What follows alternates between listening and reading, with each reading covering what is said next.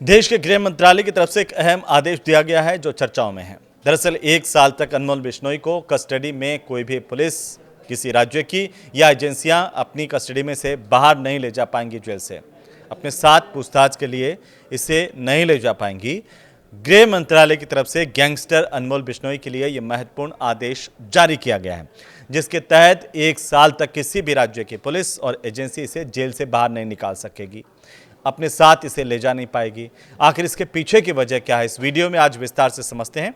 नमस्कार, मेरा नाम हेमंत कुमार है और आज बात करेंगे कुख्यात गैंगस्टर अनमोल बिश्नोई को लेकर के गृह मंत्रालय के उस आदेश की, जिसमें अब एशिया की सबसे बड़ी सुरक्षित माने जाने वाली तिहाड़ जेल में ये गैंगस्टर रहेगा। पटियाला हाउस कोर्ट ने इसे न्यायिक हिरासत में भेजा है, लेकिन सबसे बड़ी बात यह है गृह मंत्रालय का आदेश जिसने अनमोल को 1 साल के लिए तिहाड़ में लॉक कर दिया है। दरअसल सरकार ने भारतीय नागरिक सुरक्षा संहिता यानी कि बीएनएसएस की धारा 303 का इस्तेमाल किया है।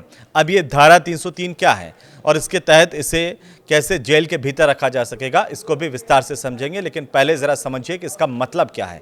मतलब यह है कि अगले 1 साल तक किसी भी राज्य की पुलिस अनमोल बिश्नोई, जो कि गैंगस्टर है और लॉरेंस बिश्नोई का छोटा भाई है, इसकी कस्टडी नहीं ले पाएगी।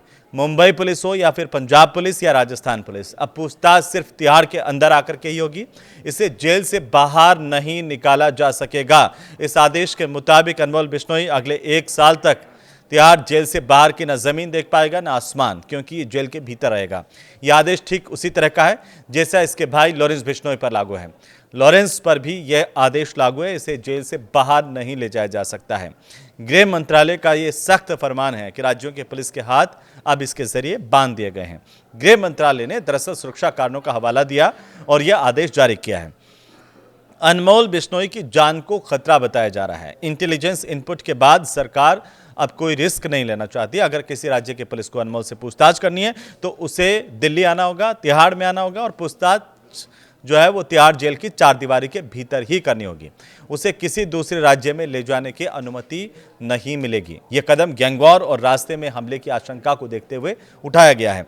कहा यह जा रहा है, हालांकि अब इसे लेकर के कई तरह की चर्चाएं हैं, लेकिन जरा समझते हैं कि ये बीएनएसएस की धारा 303 क्या है और इससे कैसे किसी कैदी को या जो मुलजिम है उसे जेल के भीतर रखा जा सकता है अगले आदेशों तक।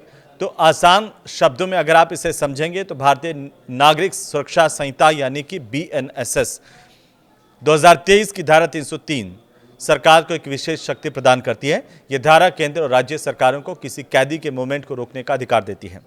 अगर सरकार को यह लगता है कि किसी अपराधी को जेल से बाहर निकालने में खतरा हो सकता है तो यह धारा लगाई जाती है, जिसमें कानून व्यवस्था बिगड़ने या फिर पब्लिक ऑर्डर खराब होने का डर शामिल होता है। इस आदेश के बाद कैदी को जेल से बाहर ट्रांसफर नहीं किया जा सकता। पुलिस इसे पूछताछ के लिए दूसरे शहर या थाने तक नहीं ले जा सकती या फिर अन्य कहीं जगह पर नहीं ले जा सकती। यहाँ तक कि कोर्ट में पेशी के लिए भी इसे जेल से बाहर नहीं निकाला जा सकता। ऐसे कैदियों की पेशी जो होती है वो वीडियो कॉन्फ्रेंसिंग के जरिए ही होती है और लॉरेंस की अगर कोई पेशी होगी तो अब जैसे लॉरेंस की होती आई है, वैसे ही अनमोल बिश्नोई की अगर कोई पेशी होगी तो वो भी जेल से वीडियो कॉन्फ्रेंसिंग के जरिए ही होगी। ये नियम खूंखार गैंगस्टर्स और आतंकवादियों पर लागू किया जाता है ताकि सुरक्षा में कोई चूक ना हो और जेल ही उनका एकमात्र ठिकाना बना रहे। अब अनमोल बिश्नोई की कोर्ट में वीडियो कॉन्फ्रेंसिंग से पेशी क्यों हुई, ये भी इस नियम के तहत हुई क्योंकि उसे बाहर निकाला नहीं जा सकता और ये नियम है कि इसे अगर कोर्ट में भी पेश करना है तो वीडियो कॉन्फ्रेंसिंग के जरिए ही पेशी होगी। अब गुरुवार को अनमोल बिश्नोई को एनआईए की रिमांड खत्म हो रही थी। इसे पटियाला हाउस कोर्ट में पेश किया जाना था, लेकिन खतरे को देखते हुए इसे फिजिकली कोर्ट तक नहीं लाया गया। इसकी पेशी वीडियो कॉन्फ्रेंसिंग के जरिए हुई, तब ये चर्चा में आया। दरअसल कोर्ट ने दलील सुनने के बाद इसे न्यायिक हिरासत में भेजने का फैसला सुनाया और अब इसका नया ठिकाना होगा तिहाड़ जेल। यहां पर उसे हाई सिक्योरिटी सेल में रखा जा रहा है। जेल प्रशासन ने इसके लिए खास इंतजाम भी किए और सलमान के घर पर फायरिंग से लेकर के बाबा सिद्दीकी की हत्या तक गैंगस्टर अनमोल बिश्नोई पर कई आरोप हैं। अब इन आरोपों को भी जरा समझते हैं कि अनमोल बिश्नोई कोई मामूली अपराधी नहीं है। वो लॉरेंस बिश्नोई गैंग का एक अहम हिस्सा है। उसके ऊपर करीब 35 हत्याओं के गंभीर आरोप हैं और इसके अलावा 20 से ज़्यादा अपहरण और रंगदारी मामले के जो मामले हैं मांगने के, वो भी इसके खिलाफ दर्ज है। इसका नाम पंजाबी सिंगर सिद्धू मूसेवाला की हत्या में भी प्रमुखता से सामने आया था। और हाल ही में आपको बताऊं कि मुंबई में एनसीपी के नेता बाबा सिद्दीकी की हत्या का मुख्य साजिशकर्ता इसे माना गया है।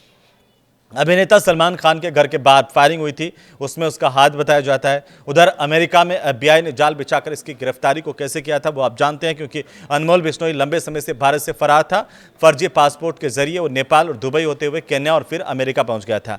इसे नवंबर 2024 में अमेरिका के कैलिफोर्निया से पकड़ा गया, जहां पर अवैध रूप से ये रह रहा था। अमेरिकी जांच एजेंसी एफबीआई की तरफ से डीएनए और वॉइस सैंपल से इसकी पहचान की गई थी और इसके बाद डिपोर्टेशन की इसकी लंबी एक प्रक्रिया चली। इसे भारत लाया गया 19 नवंबर को, जहां पर एनआईए की तरफ से इसे तुरंत गिरफ्तार कर लिया गया था। लॉरेंस की राह पर इसका छोटा भाई अनमोल भी जांच में ये सामने आया है कि अनमोल अमेरिका में बैठकर भारत में अपराध का एक नेटवर्क बड़ा चला रहा था, इसे फैला रहा था। 2020 से लेकर के 2023 तक नजर डालें तो उसके बीच ये काफी एक्टिव रहा। ये गोल्डी बराड़ और लॉरेंस के इशारों पर काम करता था। इसका काम शूटर्स को हथियार सप्लाई करना, लॉजिस्टिक सपोर्ट देना था। अब एनआईए ने इसके खिलाफ 1200 पन्नों की एक चार्जशीट पेश की है। बड़ी लंबी चौड़ी चार्जशीट इसके अनमोल बिश्नोई के खिलाफ है।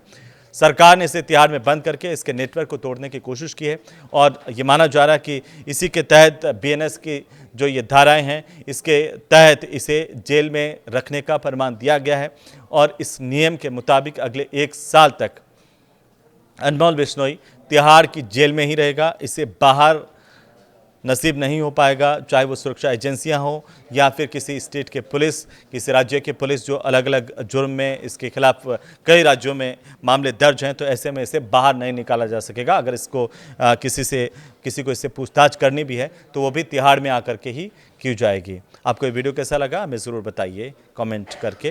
नमस्कार।